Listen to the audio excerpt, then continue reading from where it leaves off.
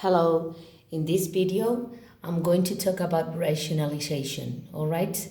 Rationalize means to get rid of radicals in the denominator of a fraction, okay?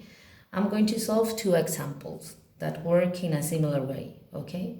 First example I'm going to solve would be this. Imagine that I have this fraction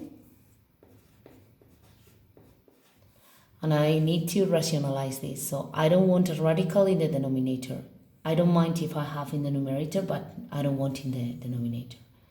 Okay, so what I'm going to do is, I think if instead of having this radicant inside this radical, I had this, that would be better, because to solve this, the result is this, okay? So remember that in fractions, if I multiply numerator and denominator by the same number, it doesn't change. We are working with an equivalent fraction.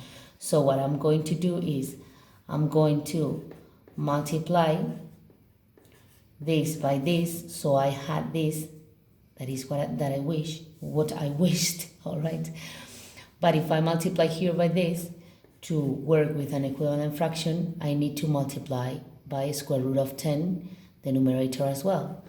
So now this would be 5, and since they have the same index, I can multiply, and the result would be negative 3 square root of 10 over 5 times 10, that is 50. Okay, so now this is an equivalent fraction, and I don't have a radical in the denominator.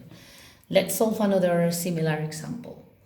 This way of working is possible just when I have multiplications in the denominator, all right?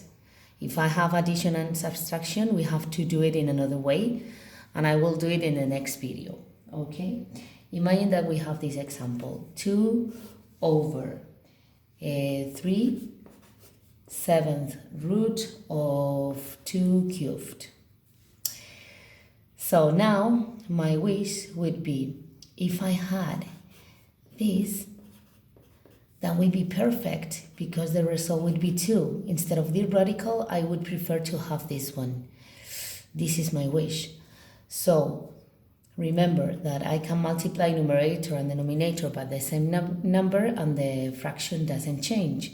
So in this case, what I would like to have is this. So I need 2 to the power of 4 inside this radical.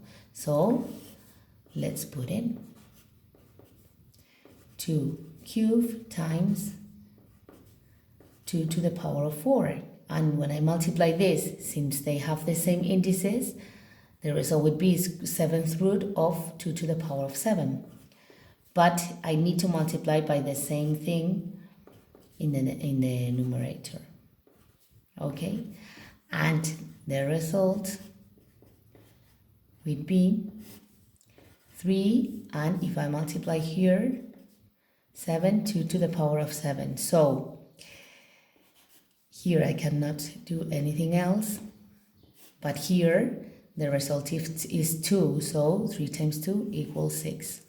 Again, I have a fraction that doesn't have radicals in the denominator, so I could do it. I hope this video was helpful and that you understood. Bye, see you soon.